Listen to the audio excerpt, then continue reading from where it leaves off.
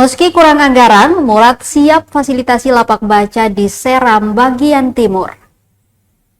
Dinas Perpustakaan Umum Daerah Bula Kabupaten Seram bagian Timur atau SBT siap memfasilitasi kebutuhan lapak baca hingga komunitas literasi di pedesaan. Hal itu bertujuan untuk meningkatkan minat baca bagi masyarakat di kabupaten bertajuk Itawotu Nusa ini.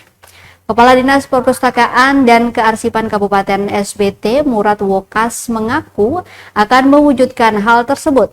Pasalnya, keberadaan mereka dianggap berperan aktif dalam menunjang literasi bagi anak-anak di Kabupaten SBT.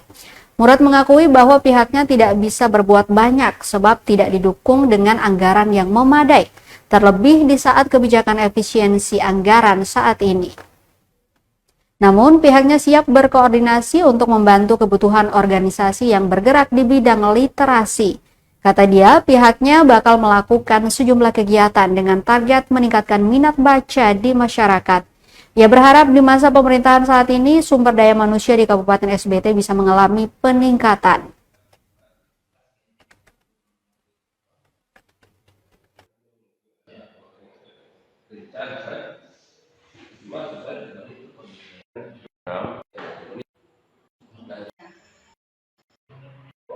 Tadi saya itu kami ada program-program di perpustakaan sini itu di tahun 2024, mulai dari 2023, 2024. Nah ini nanti mungkin 2025 juga sama.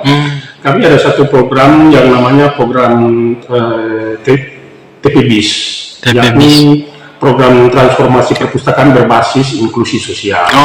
Nah, itu program itu kami kerjasama dengan beberapa sekolah yang ada di dalam Kota Bula untuk memfasilitasi mereka, siswa datang di perpustakaan sini untuk bagaimana bisa belajar. Jadi kita programnya itu semacam